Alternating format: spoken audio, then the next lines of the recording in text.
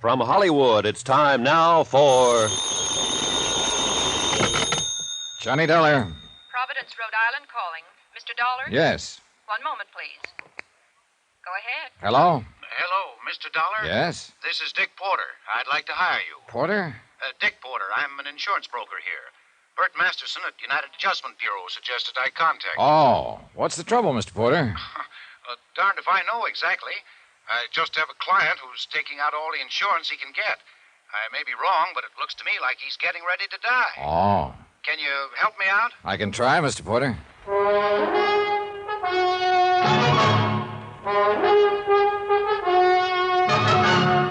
Tonight, and every weekday night, Bob Bailey in the transcribed adventures of the man with the action-packed expense account, America's fabulous freelance insurance investigator. Yours truly, Johnny Dollar.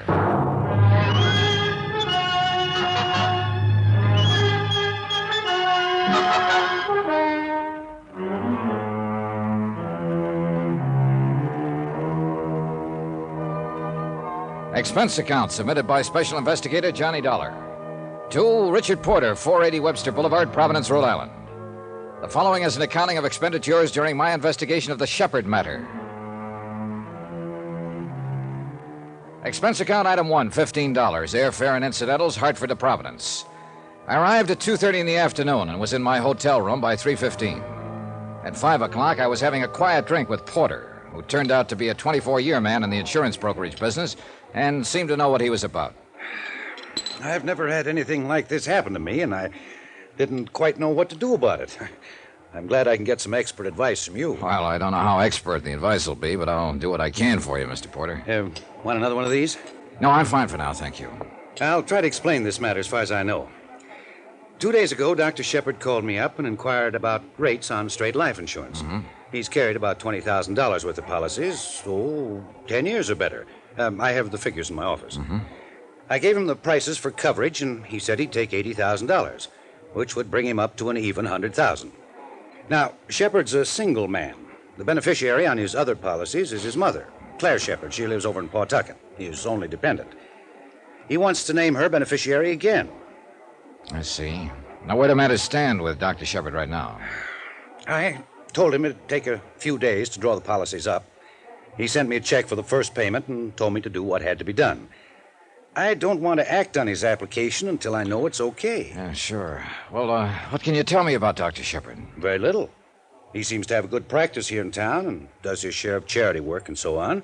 As far as I know, he's above question. Would have to be, of course, to practice medicine here. He has an apartment above his offices, owns the building, all of his equipment. Know anything about his friends? No. Now, let me understand this about Dr. Shepard. He called you. You didn't call him. He wanted to buy the insurance. You didn't try to sell it. That's about it, yes. And that's why I'm worried. Give me 100 people, and I'll show you 99 out of that 100 who will never call up an insurance broker and say, I want to buy some life insurance. Yeah. People have to be sold life insurance. They'll go out and shop around for fire, theft coverage, automobile insurance, health, almost any kind. But straight life insurance, that has to be sold. On the other hand, suppose Shepard is that 1 in 100. Yeah, it may be a perfectly legitimate situation. Yeah, Shepard may have looked into his mirror one night and said to himself, I gotta have $100,000 worth of insurance or I won't sleep a wink. Oh, yeah, it could have happened that way, Mr. Porter. But I have to think of those 99 people in that 100. Sure, so do I. Well, here's to caution. Cheers. Expense account item 2, $25. Deposit on a rented car, which I used the following day driving from place to place collecting data on Dr. Charles Shepard, M.D. At his bank, I was able to learn that he enjoyed what might be called a lucrative practice, and that, like most people, he spent slightly more than he made. He belonged to a golf club where he was seldom seen. He belonged to a tennis club which he managed to make 3 or 4 times a week. Questioning the pharmacist who had the prescription counter a half block from Dr. Shepard's building and the manager of a cafeteria across the street from same, I was unable to learn who Dr. Shepard's steady companions were or gain any information that would justify his puzzling application for life insurance. Hello?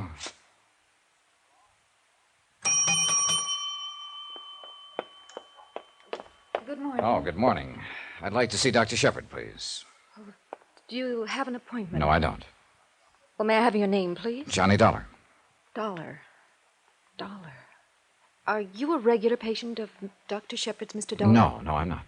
I didn't think I recalled your name. I've been with Dr. Shepard almost 5 years. Who recommended Dr. Shepard? No one.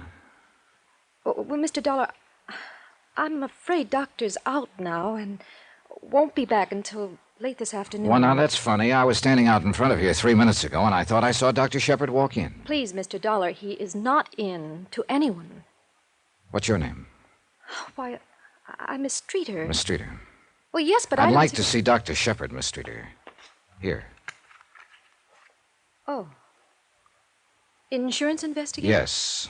Will you tell the doctor that, please? Why, yes, I'm sorry I had to tell your doctor was out. He asked me to say that to everyone who came in. I'm afraid the doctor's been acting strangely all day. I'm very much concerned over him. Excuse me. The tall, pale, brunette girl in the crisply starched uniform was certainly concerned about something. She bit her lip, forced on a wan, unprofessional smile, and looked like she wanted to cry just before she disappeared beyond the reception room to seek out Dr. Shepard. I pretended not to notice that part. 1 minute passed, 2 minutes, 3 minutes. No one reappeared. So I pushed the door open, and I looked down the corridor leading to the examination rooms and laboratory. I had to notice Dr. Charles Shepard standing at the end of the corridor. Most of his costume was medically correct. White coat, stethoscope in one hand. But in the other hand, he brandished a .32 automatic.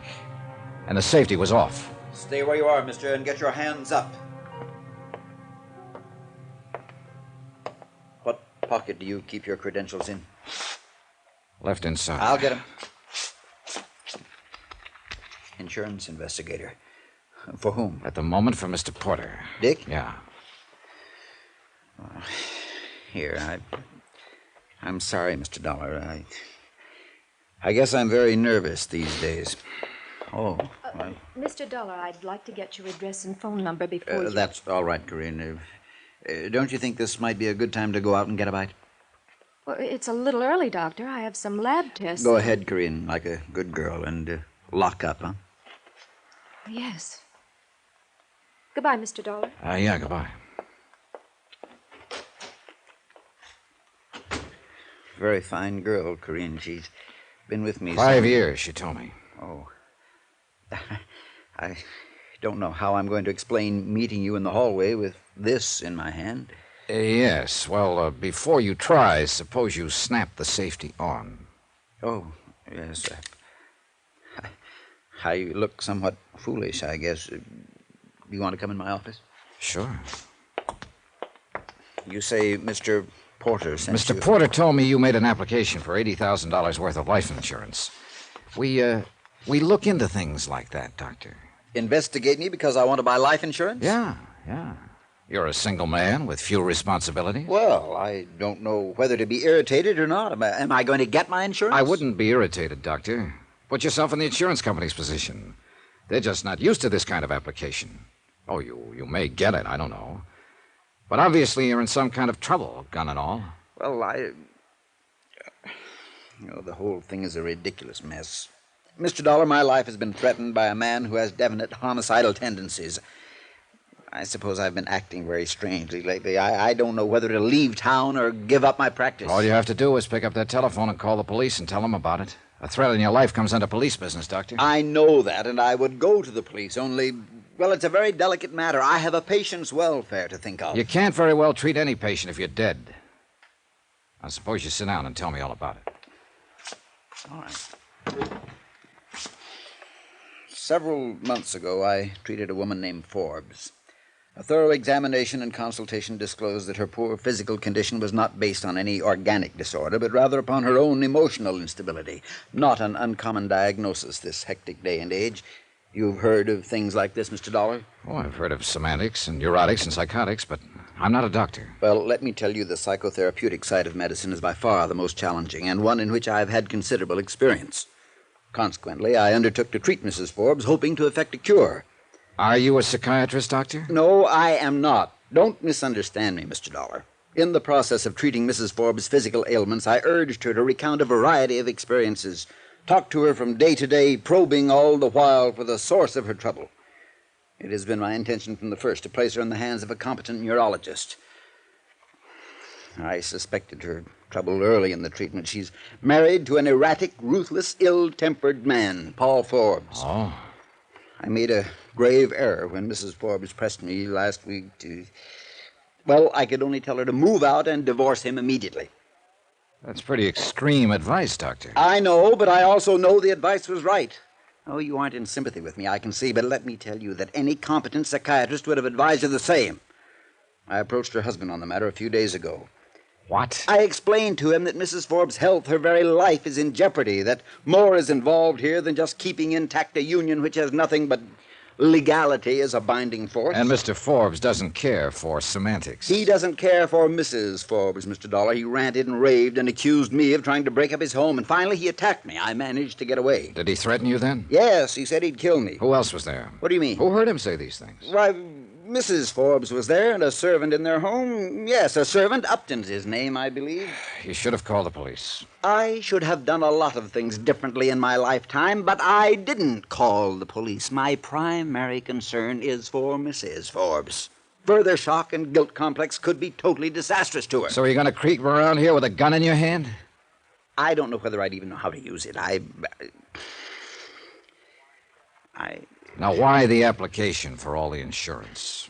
Well, I wondered if Forbes might get me. I wanted to be sure my mother was taken care of.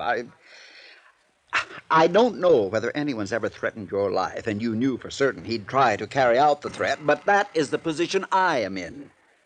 Well, what are you going to do? I don't know. I'll think of something. But what about my insurance? That's up to Mr. Porter. If what you say is true, I wouldn't insure you. What do you mean, if it's true? Of course it's true. Doctor, I don't believe it. I left him standing there in the corridor, staring after me. A lonely man. Somehow not as frightened a man as he tried to let me believe. I wondered about that. I was still wondering about it when I went to sleep that night. Johnny Dollar. Dick Porter, Mr. Dollar. Hi. Did you check on Dr. Shepard? Yeah. Do I write up his policies? Well, that's up to you, Mr. Porter. Dr. Shepard's life has been threatened.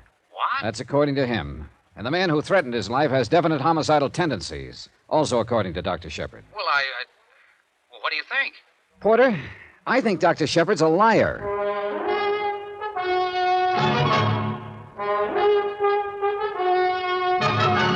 Tonight and every weekday night, Bob Bailey in the transcribed adventures of the man with the action-packed expense account, America's fabulous freelance insurance investigator. Yours truly, Johnny Dollar.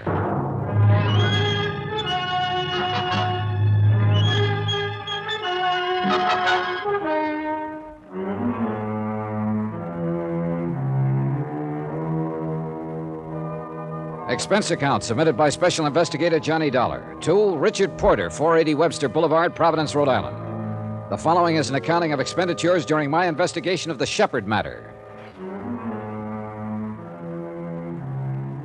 More expenses. Item 3, 26 cents. 1 bottle of aspirin for Mr. Porter. I felt he was going to need it. I hope you aren't trying to be funny, Mr. Dollar. I'm not, Mr. Porter. I think you've got a tough decision to make.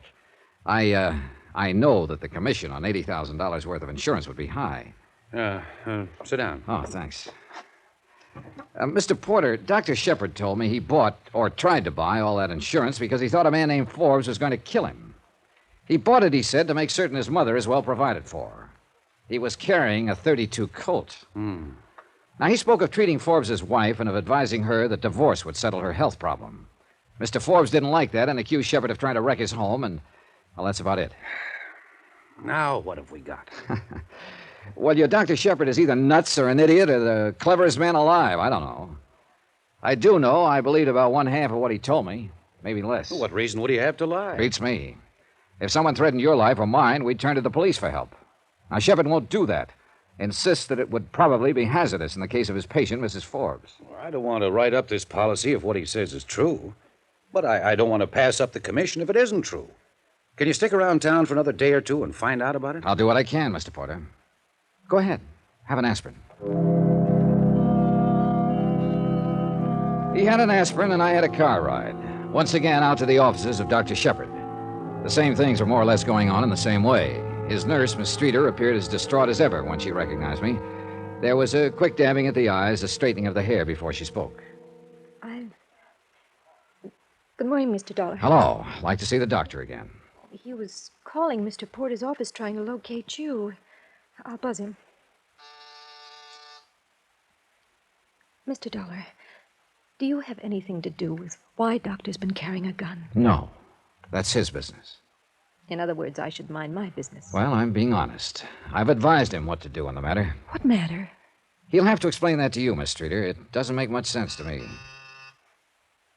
You can go back now. Okay, thanks. Hello, Mr. Dollar. Hello, Doctor. You were pretty insulting yesterday. I'm sorry about that, but we both have a problem to solve.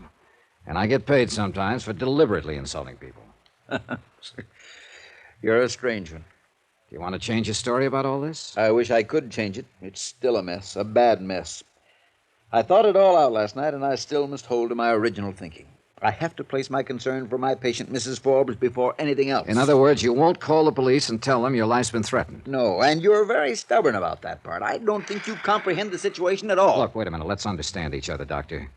If this man Forbes is all you say he is, and you say you're the expert on homicidal tendencies, then the best thing for you to do is to prefer charges against him for threatening your life and have him locked up. Now, you could do that, according to what you've told me about Mrs. Forbes and a servant in their home witnessing his threats. I will try to explain again. I can't do that for Mrs. Forbes' sake. I just can't. She's been through a shattering ordeal. I must attempt to resolve this quietly. Now, true, I can generally anticipate a man's actions inside my office under clinical conditions, but well, Forbes is different. That's why I tried to contact you today. Someone like you could approach Forbes and possibly persuade him to discard his ideas of violence. Probably do it in a quiet way, too. What does Mr. Porter pay you? Well, what's that got to do with it? I'm willing to pay you. I mean, you and I don't seem to get along very well, but I phoned Porter, and he tells me you're one of the best men in your line of business. I'll pay you to go to Paul Forbes and talk to him as I've described. I can't figure you, Doctor. Now, let's you and I not get into any personality arguments. Will you do this for me for your regular fee?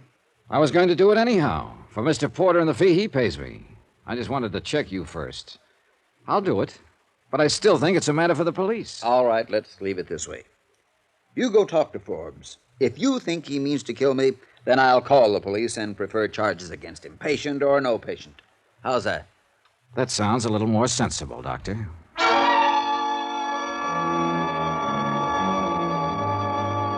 I took down the home address of Paul Forbes and climbed in my rented car and drove over to his home in the gilded edge of the city. A story-and-a-half colonial with all the trimmings. Lawns, trees, Plymouth convertible, a push-button station wagon in the garage. It was a nice warm spring day, and some flowers were blooming and smelling up the area in a very nice way. Flies buzzed, bees droned, birds sang. And I went up and pressed the doorbell. I should have gone butterfly catching or taken a plane to Spokane. Yeah? I'm looking for Paul Forbes. Does he live here? Yeah, he sure does. I'm Forbes. Mr. Forbes, my name is Johnny Dollar. Dollar? Yeah, and I came over to talk to you. You get out of my way! The flat of his gun slapped against the side of my head, and I went down to my knees. A door slammed somewhere, and someone ran away. I twisted around, trying to see what it was all about. And then I managed to get to my feet in time to see Paul Forbes plunging the Plymouth out the driveway and heading I don't know where. My goodness. What happened here? Where's Mr. Forbes? You hurt? Yeah, I'll be... Oh, Miss Forbes! Miss Forbes! Oh, let me help you, sir. Yeah, give me your arm. Yeah. We better sit you down over here. Okay, thanks. Oh, my goodness gracious, sir. How did this happen? Mr. Forbes swung a gun at me. Oh, no, sir, no, sir. Oh, no, sir. No, easy, sir. Easy. Thanks, Get out. thanks. Let's sit down here. What happened here? I'm afraid Mr. Forbes attacked this gentleman, Miss Forbes. Call the doctor up and then go to my medicine chest and get some swabs and a pan of cold water. Right away, ma'am. Wait, the doctor isn't necessary. It just made me dizzy. You're cut. It might be deep. Well, get the first aid things and some brandy, Upton. Right away, ma'am. This is unforgivable, just unforgivable conduct. Please, I don't know who you are. Are you a friend of Paul's? No, I'm Johnny Dollar. I wanted to discuss with your husband something. I take it you're Mrs. Forbes. Yes. Oh, Upton, set them right here. Yes, ma'am. Yes, ma'am. You feeling a little better, sir? I don't know yet. Hey, let me try some of that. Yes, certainly, sir. Certainly. Here we go, sir. Easy now. Easy. Thanks. How does it look to you, Upton? Well, I believe it's not too deep, Mrs. Forbes. How's it feel, Mr. Dollar? No, I don't think it's very deep. I'll be all right in a minute. Upton, go telephone Dr. Shepard and tell him to come over here immediately. Yes, ma'am. Mr. Dollar, I can't tell you how sorry I am for this. You can bring suit against us. You can do anything you want to, Mr. Dollar. Paul's temper is just ungovernable these days. He could have killed you. He took the car and ran. Yeah. I don't know what's gotten into him. 2 nights ago, he attacked my personal physician, threatened to kill him. And now he's attacked you for no reason at all. Any idea where he might have gone? Heaven only knows. Mad. That's what he is, Mr. Dollar. He's mad.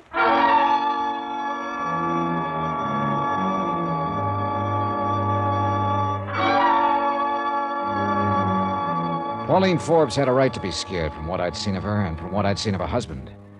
He was an angry man with a gun in his hand, slugging at anyone in sight. She was a distraught woman with a darkening spot underneath her right eye, and it wasn't mascara. I began to wonder who needed more looking after, Dr. Shepard, Mrs. Forbes, or Johnny Dollar. Now, you just lie still now, sir. Huh, what? I guess you kind of fainted a little bit. Is there anything I can get you, sir? No.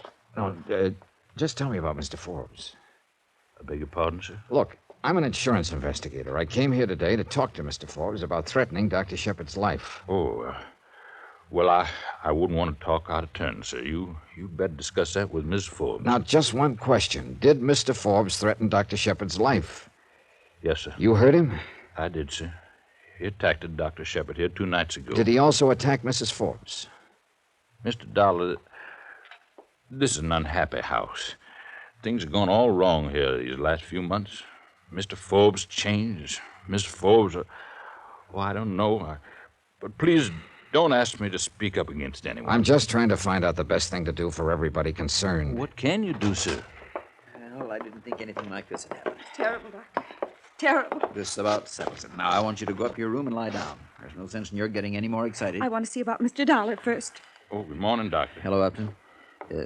Let's have a look at this, Dollar. Get that light. Yes, sir. Mm-hmm. How is it? Well, I don't think it's anything worse than a cut. How do you feel, Dollar? Oh, an aspirin might straighten me out. I hope so. Upton? Yes, I'll get some, sir. Dollar, I should have taken your advice yesterday. I'm going to take it now. I'm going to call the police and have this man arrested. He might kill somebody next time. Yeah, am I all right? Sit up. Dizzy? Yeah, a little. That'll wear off. What'll they do to Paul? Well, they'll take him into custody and probably talk some sense to him. Oh, this is awful. You go up to your room now, Mrs. Forbes. We'll handle this. Oh, Upton, take Mrs. Forbes upstairs. Yes, sir. You just come along, Miss Forbes. Thank you. Yeah. She is not a well woman. She looks all right to me. I wish she were. I want to get an X-ray on that head. Can you come by the office this afternoon? Yeah, I guess so. Give me the police. I doubt if it's concussion or anything like that, but it's best to play safe. You're a safe player all the time, aren't you, Doctor? What does that mean? I don't know. Now, look here. I'm not... Hello? Yes. I want to talk to somebody about a threat on my life. My name is Shepard. Dr. Charles Shepard. When I left him, he was reporting Paul Forbes to the police. He gave them Forbes' description and the license number of the Plymouth Forbes was driving. I didn't stay beyond that. Maybe I should have. Maybe I should never have left that house. I'm not sure, but if I hadn't left, I might have saved a life. Johnny Dollar. This is Miss Streeter at Dr. Shepard's office. Yes? Dr. Shepard gave me your hotel number. He said you were to come in for a head x-ray. Let me talk to the doctor about that. Well, he's out on house calls right now, Mr. Dollar. He'll be back late this afternoon. He seemed very concerned over He ought to be. A friend of his banged me on the head with a gun this morning. That's why the x-ray. Well, could you possibly come in and have it made? Doctor was most insistent. All right, Miss Streeter. I'll be right over.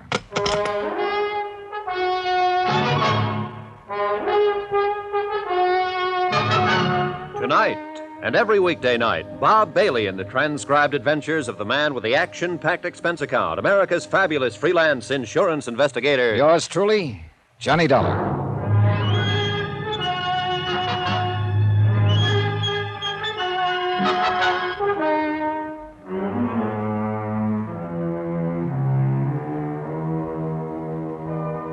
Expense account submitted by Special Investigator Johnny Dollar to Richard Porter, 480 Webster Boulevard, Providence, Rhode Island. The following is an accounting of expenditures during my investigation of the Shepherd matter. Expense account item 4, $1 cab fare from my hotel to Richard Porter's office. Porter was sympathetic. You know, I feel very responsible for this, Mr. Dollar. I hired you to look into all this. Oh, it'll go away. I've been hit on the head before. Hey, do you have anything to drink in here? Oh, sure. You never can tell when a snake will come up and bite you. Yeah, here you are. Mm-hmm. Thanks. I suppose you came in to give me your expense sheet now that it's all settled. Not exactly, Mr. Porter. It isn't settled for me. Well, certainly you know I'll assume any medical expenses involved here. No, I'm not talking about that, Mr. Porter. Sit down. Now, look, there's something going on here, and we might as well have it out. You hired me to investigate a client who wanted to buy $80,000 worth of straight life insurance, right? Yes.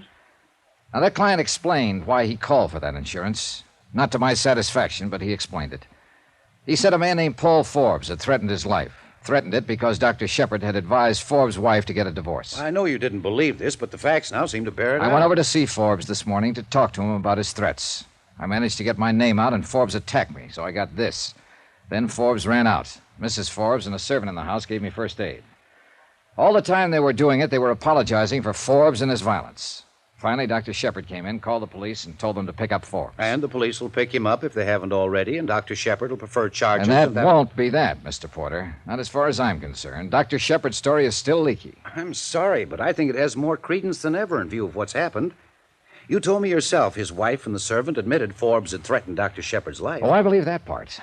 But Shepherd lies so much you can get to believing him. What lies, for heaven's sake? Oh, for one thing, his reason for not calling the police right away. I mean about how delicate Mrs. Forbes' condition was. She looked pretty healthy to me this morning. Another thing, he described Forbes as a man with homicidal tendencies. Now, Dr. Shepherd's supposed to be an expert on behavior. And he thought that if I talked to Forbes, I might settle the matter peaceably.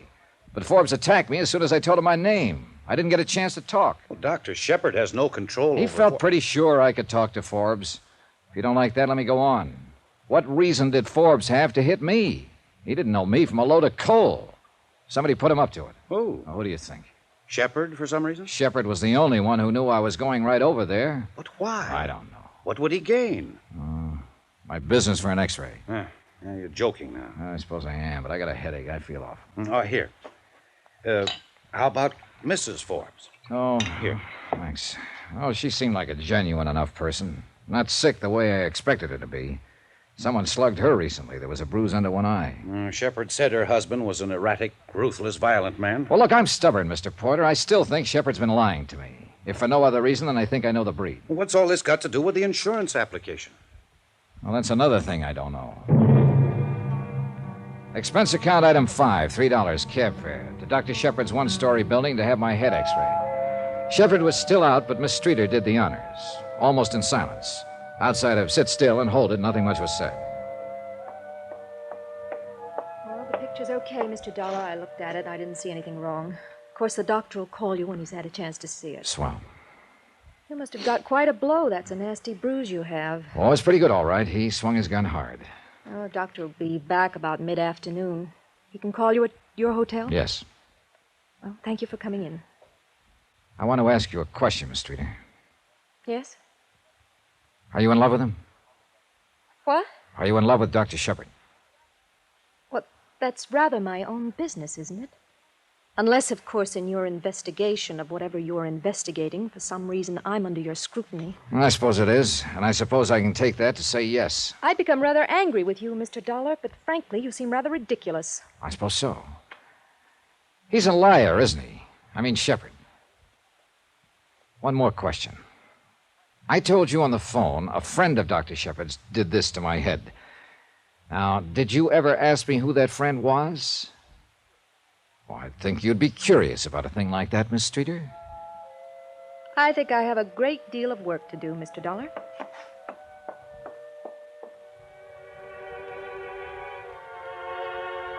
Expense account item 6, another $3, some more cab fare. This time back to my hotel where I picked up my rented car, filled it with gasoline, item 7, $5.30, and drove out to Pawtucket.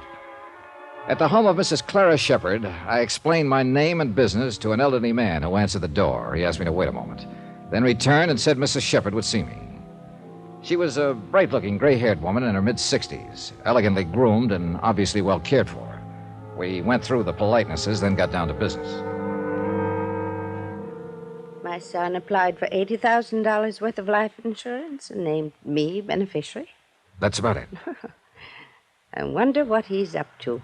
So do we. You mean so do I. You don't trust anyone, do you, Mr. Dollar?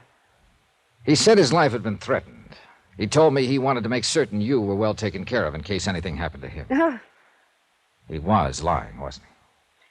I haven't seen him, talked to him, even had a Christmas card from him in 3 years. Maybe he does worry about his poor old mother now and then. I'm flattered. What you're saying about him isn't very flattering.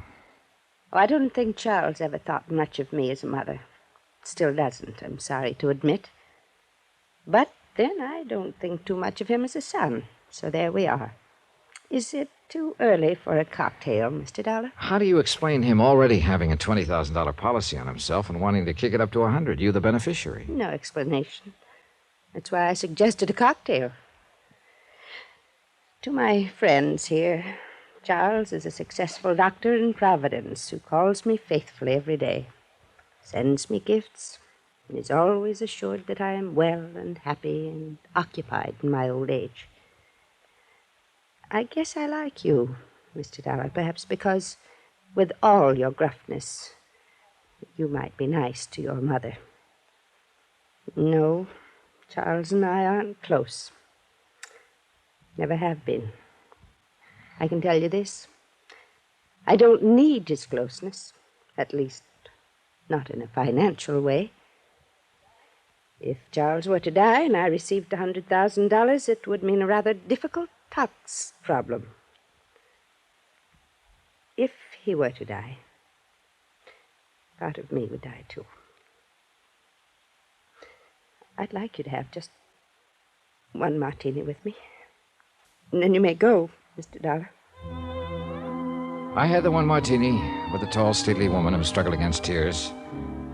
It was an old struggle with her, increasingly difficult, I guessed, as the years kept on. We talked no more of her son, or the insurance, or the threat on his life. I left there about 4 o'clock in the afternoon. I drove back over to Providence and got to Dr. Shepherd's office about 5:45. A broad-shouldered man in a tweed suit was in the reception room. He got to his feet when I walked in. Dr. Shepherd? No. Don't I know you? I was thinking the same. Wait a minute. Yeah, your name is Dollar. You're an insurance investigator. Yeah. You're Phil Crosby, Providence Police. Well, I met you in New Hartford once. Well, I didn't know you were down here. Hey, you must be the one. This Dr. Shepherd called downtown about a threat in his life and said an insurance investigator had been slugged trying to help him out of it. Yeah, that's right. Well, where is he? I don't know. I rang that buzzer. There's no one around at all. What's this all about? Well, a man named Paul Forbes threatened the doctor's life. He slugged me. You got a pickup out on him yet? No, not yet. I'm trying to pin the doctor down all day long. Been out on house calls, emergencies, everything else. We have to get his signature on a complaint. I thought that was all taken care of by now. Well, hello. Oh, hello. Hello, Mr. Dollar. Hello, Miss Streeter. This is Phil Crosby from the police department. Police? I'd like to see Dr. Shepherd, miss. Is anything the matter? Just want to see him. Oh, goodness, he was here 10 minutes ago. He sent me over to the pharmacy to pick up these things. Oh. What? We had an emergency. 1213 Putnam Street. Got a note from him? Yes. May I see it, please? There's no name on this, Miss Streeter. You recognize the address at all? No, I don't.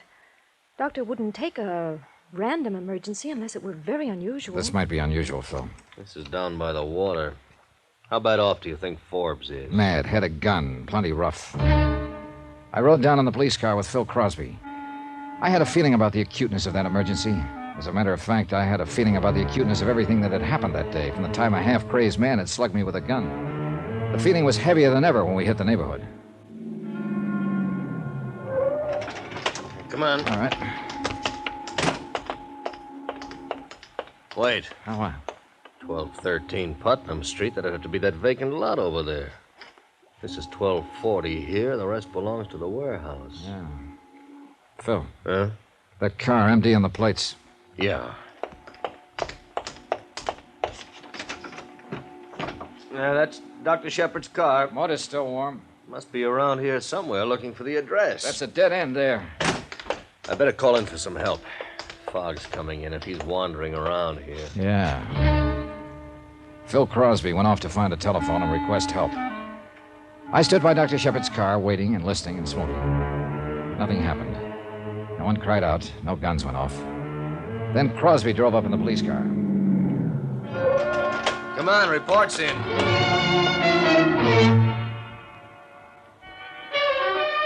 A report was in, all right.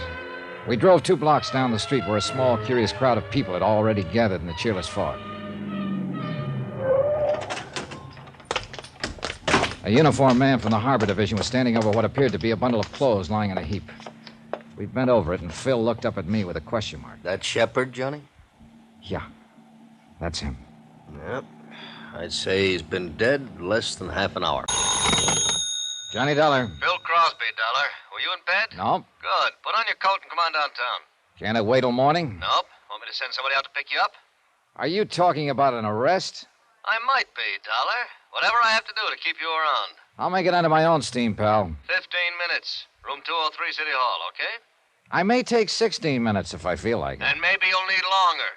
I want a real good story about Paul Forbes. A better one than you've told so far.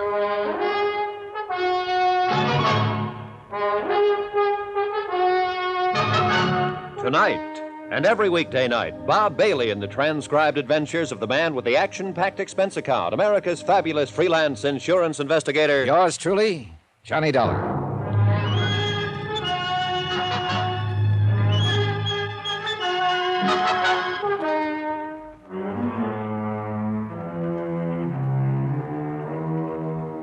Expense account submitted by Special Investigator Johnny Dollar to Richard Porter, 480 Webster Boulevard, Providence, Rhode Island. The following is an accounting of expenditures during my investigation of the Shepard matter. Swindle sheet item 7, 10 cents, one newspaper. It carried the story of Dr. Shepard's murder and told how his life had been threatened by Paul Forbes earlier in the week. Obviously, Dr. Charles Shepard had been lured to his death by Forbes, who had telephoned him, pretended to need a physician, waited until the victim appeared, and then shot him down. The police had an APB out for Paul Forbes. All parties concerned were notified. The deceased was survived by his mother, Mrs. Clara Shepard of Pawtucket. Amen.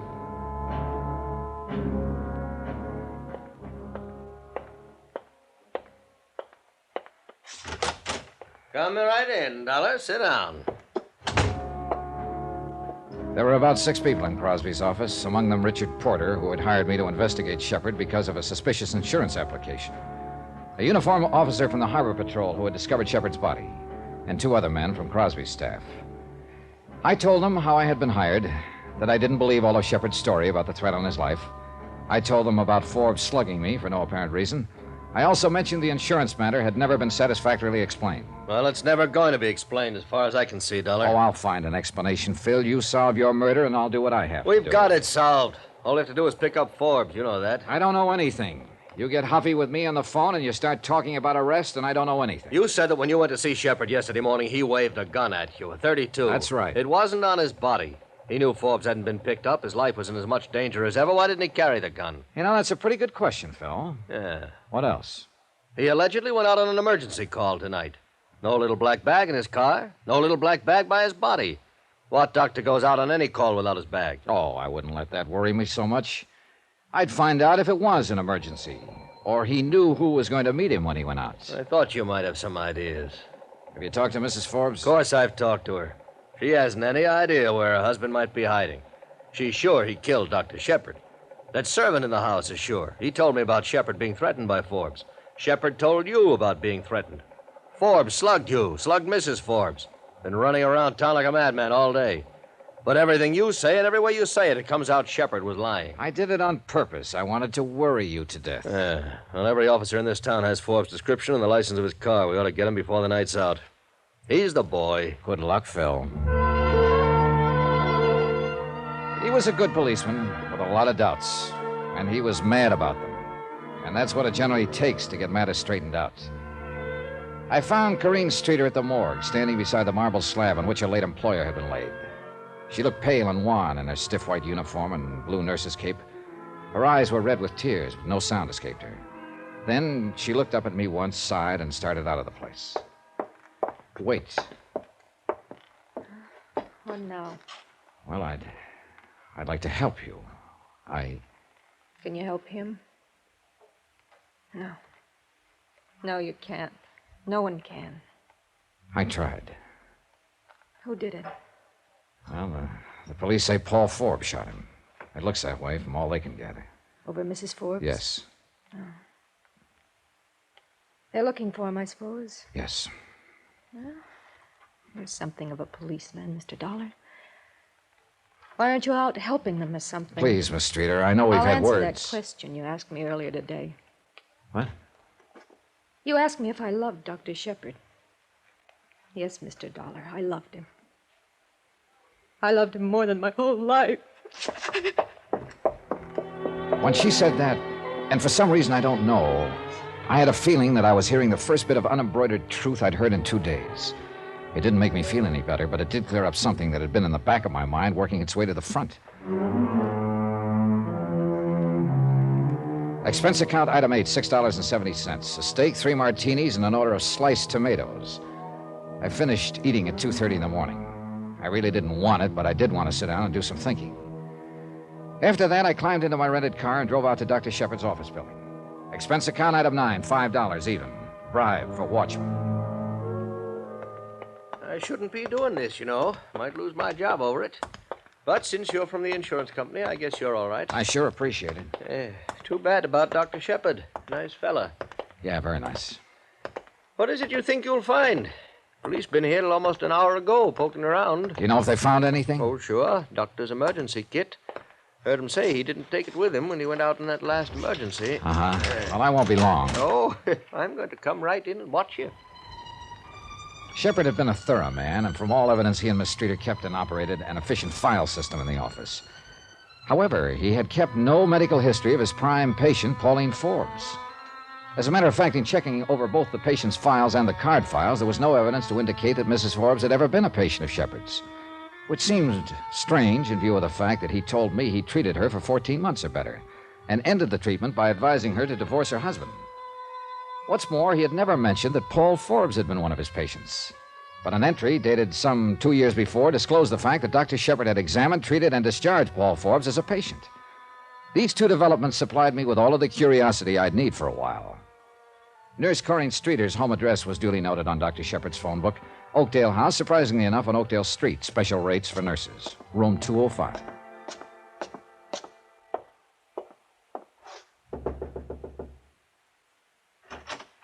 Yes? Oh, Mr. Dollar. How do you feel? Not too good, Mr. Dollar. I only got home about 15 minutes ago. They kept me down there pretty long. Then Dr. Shepard's mother came. Do you want to come in? Yeah, thanks. It isn't much of a place, is it? I mean, I haven't straight...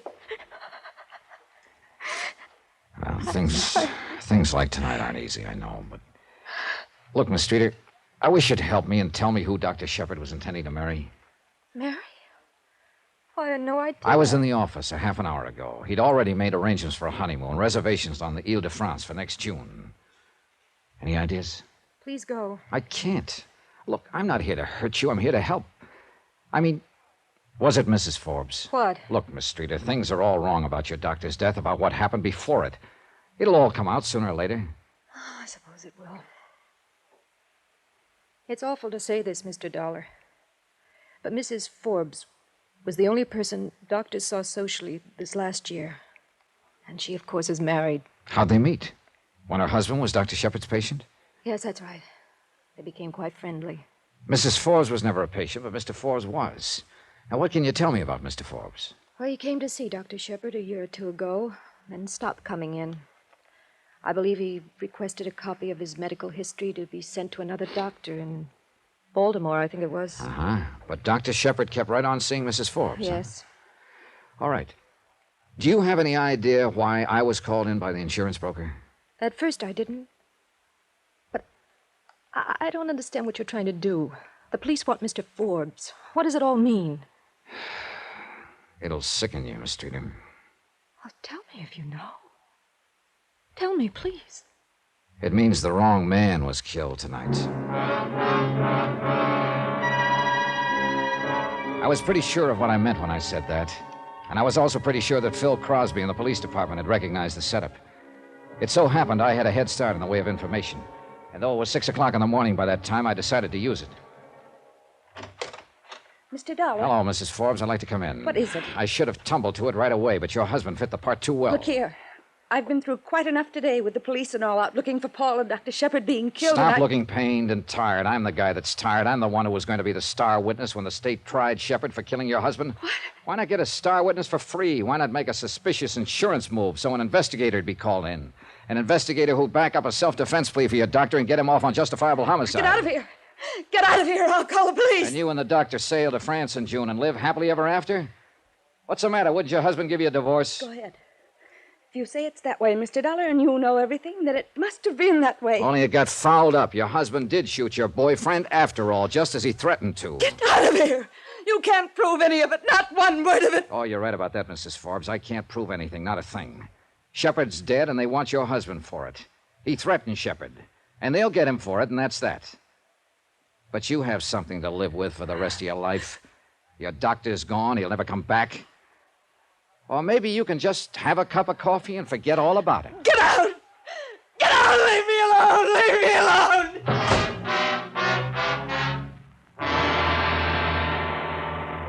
What? Yeah, that's it, Phil. That's what was supposed to happen. Shepard had it planted all over town how Forbes had threatened his life. He had witnesses. He had me, even. All he had to do was go out and shoot Forbes any place, any time. But Forbes got him first. Can people get by with this kind of thing in our courts of law? If and when you get your hands on Paul Forbes, will he have any kind of defense? Oh, he'll get him, Dollar. The other I can't answer. What you just told me can't be proven. I don't see how a lawyer can do much for a guy who threatens another man's life and then finally guns him down, do you? But it was Forbes who was the marked man all this time. He was supposed to die. If it could be proved that Forbes was a patsy, that the doctor intended to gun him down... The judge and jury, Johnny. When we get Forbes, he'll be arraigned and indicted for first-degree murder. Don't worry about that part. The rest is up to the court, out of our hands. After all, we're pretty sure Forbes shot and killed Dr. Shepard. Hang up that phone, Dollar. You still on the wire, Johnny? Hang it up or I'll blow your head off. Paul Forbes looked the part of a fugitive. His coat was ripped in several places. The knuckles on his left hand were torn and raw. There was mud on his shoes and pant legs. His eyes told the rest of the story. He was blazing mad. He had a gun, and he wasn't afraid to use it. Johnny Dollar. This is the hotel operator, Mr. Dollar. Were you cut off? Tell her not to let any more calls in here. Go on. I was cut off, but I'd rather get some sleep now. Anybody phones, just take a message. All right, Mr. Dollar. Over there. Sit down. Put your hands on your knees. Now, just so as you and I understand each other, you make one move. Wiggle a finger, I'll empty this gun right in your stomach. You understand me? I understand you, Forbes. You're crazy.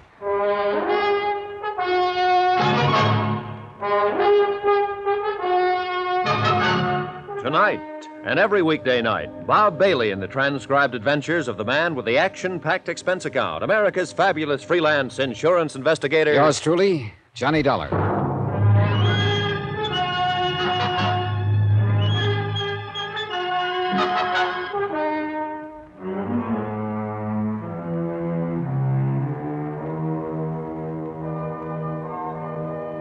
Expense account submitted by Special Investigator Johnny Dollar.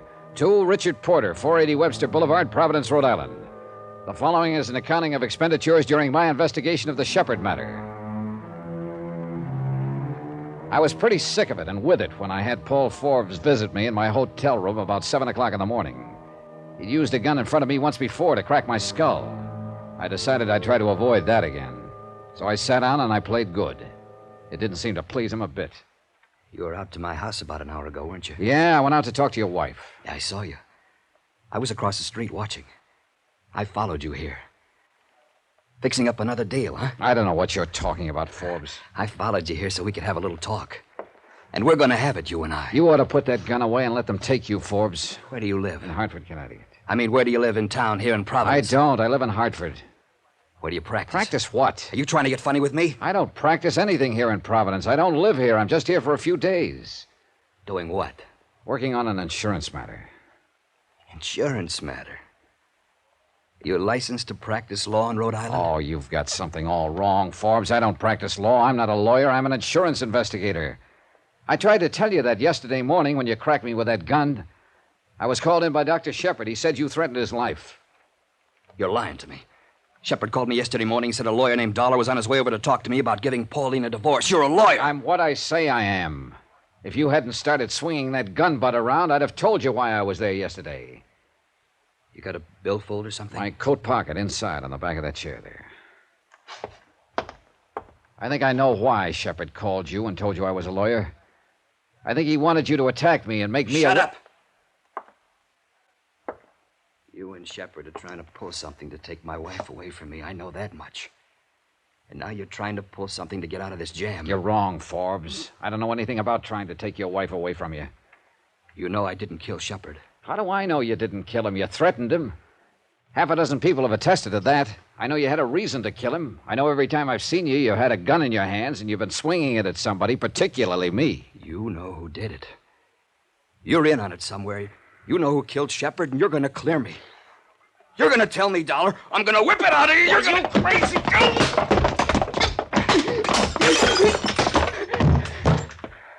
All right. Get on your feet.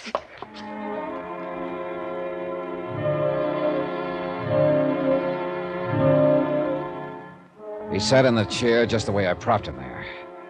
His eyes looked dull and lifeless, as though he were already dead. I couldn't think of anything brilliant to say or do, so I rummaged around my suitcase and pulled out a bottle. Then I found a pair of glasses in the bathroom and poured a couple of drinks. When I came on out, he hadn't moved from the chair. He looked crumpled, like a worn-out suit of clothes. He made no effort to look at me when I tucked the glass in his hand. Here, try this. Go on, drink it.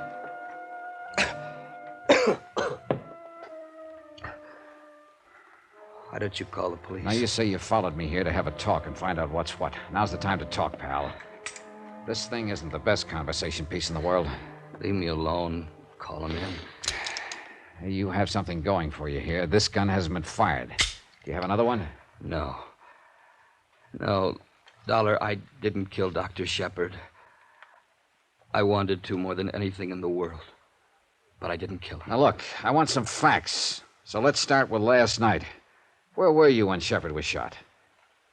How do I know where I was? I don't even know what time he was shot. All right, let's start with yesterday morning. You slugged me, ran out of the house, jumped in a car, and what happened?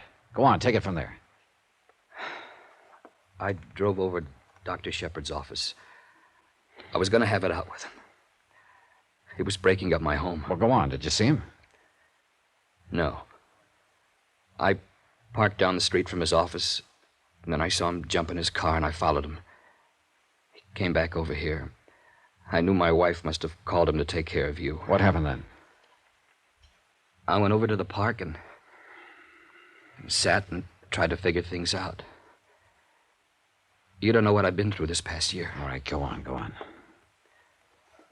Then I went to a bar. I was hungry. I hadn't eaten all day. I got a couple of sandwiches, and then I had some drinks. I don't know how many. Anyhow, the more I drank, the more hopeless everything looked. Did you call Shepard? Yeah, I called him from the bar. Any idea what time it was? Must have been around 5 or 6. What difference does it all make? I'm cooked, and you know it. Go on, will you? You called Shepard. Then what did you do? I told him I wanted to talk to him about everything that had happened. I told him where to meet me. You mean you wanted Dr. Shepard to come down and meet you so you could kill him? Maybe I did have that in my mind. I don't know. On the phone, he sounded so calm and said we could talk it out and straighten it out like gentlemen. Did you talk to him? No. I didn't see him at all. I waited an hour and he never showed up. I called his office back and the answering service said everyone had gone out for the day and I didn't know what to do. I got back in my car and turned on the radio, and that's where I heard I was wanted for murder. Dollar, I didn't do it. I swear I didn't. I had reason enough, but I didn't. I knew all about the others, but this was serious. Wait a minute. What others? Pauline's always had other friends. Friends. I guess...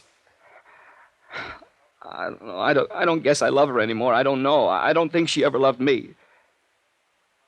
But I needed her. I needed her more than anything this last year or so. And at times I did love her the way it once was. And I found out what was going on between her and Shepard. She wanted a divorce. I wouldn't give her a divorce. If I had let her and Shepard get away with it, would have been too much to take, to ask. Oh, this doesn't make sense. Even though you didn't love her and she didn't love you, you wouldn't stand still for a divorce action? It sounds stupid. I just told you. I needed her so much this last year or so. So much. Still doesn't make any sense, Forbes. Why didn't you let her go?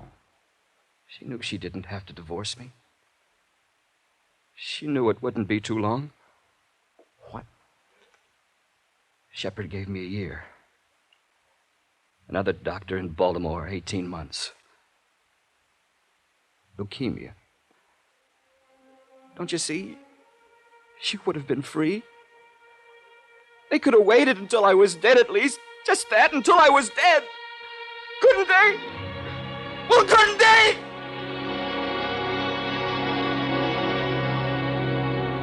Expense account item 10, $2, sleeping pills. I fed them to him along with a cup of hot chocolate. He looked pretty worn out, and within 15 minutes he was sound asleep in my bed. Item 11, $4.16, one long-distance phone call to a Baltimore clinic where I spoke with a Dr. Franz Mueller. Dr. Mueller confirmed what Forbes had said. Forbes was doomed with an incurable ailment. Item 12, 20 cents, another phone call, this one from the hotel lobby to the coroner's office. I learned that Shepard had been killed by 32 caliber slugs. Forbes' gun, a .32, had not been fired or hastily cleaned. His story was checking out. That left just one small item to be cleared up. Expense account item 13, $4, taxi fare from my hotel back to the Oakdale home. Special rates for nurses. Hello. I thought you'd be back to see me. Somehow I'm glad it's you, Mr. Dollar. Go ahead. It's an old story. Terribly old and corny. I applied for a job as Dr. Shepard's nurse 5 years ago, and I fell in love with him that very day. I've loved him every day from that time on. 5 years. Go on. I don't know when it was when he started up with Mrs. Forbes. I knew she was trying to get a divorce. I knew Mr. Forbes wouldn't stand for it. Then one day, last week I guess it was, I heard Doctor talking to her on the phone. He said, there's a way to get rid of him. I knew he was talking about getting rid of Mr. Forbes. Did they discuss the part about Shepard getting Forbes to threaten his life in front of witnesses so he could shoot him down when the time came? No, I didn't know that until yesterday morning. So long ago, it seems. You came to see Doctor, and then you left. I overheard him on the phone again. He called up Mr. Forbes and said Mr. Dollar was coming over to talk about the divorce action. And he knew Forbes would be upset enough to attack me. Doctor was very good about anticipating what people would do in given situations. Even me. I was in the office when Mr. Forbes called last night. I saw Doctor put the gun in his coat. I knew he was going down to meet Mr. Forbes and shoot him, so I followed him. He was walking around in the dark looking for Mr. Forbes with a gun in his hand. I ran up to him and pleaded with him not to be crazy, that Mrs. Forbes wasn't worth it. Then he said he was going to kill me, too. We struggled. The gun went off. I don't know how many times. I can help you, Corinne. You didn't mean to kill him. He meant to shoot you. When all these other details come out, the most they can charge you with is second-degree justifiable or manslaughter. No. You're nice. But I can't get off. Huh? I guess the police haven't found her yet. I went over and killed Mrs. Forbes an hour ago.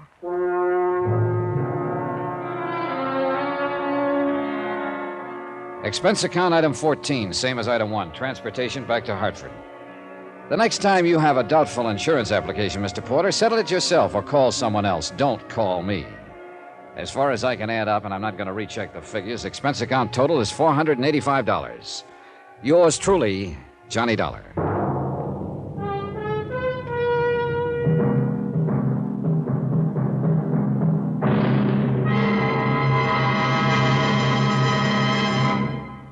Now, here's our star to tell you about next week's intriguing story. Next week, the case of a lonely heart that found plenty of company in the nearest morgue. Join us, won't you? Yours truly, Johnny Dollar. Yours truly, Johnny Dollar, starring Bob Bailey, is transcribed in Hollywood. Written by John Dawson, it is produced and directed by Jack Johnstone. Heard in this week's cast were Gene Bates, Virginia Gregg, Russell Thorson, Parley Bear, Herb Ellis, Barney Phillips, and Lawrence Dobkin. Musical supervision by Amerigo Marino. Be sure to join us on Monday night, same time and station, for another exciting story of yours truly, Johnny Dollar. Roy Rowan speaking.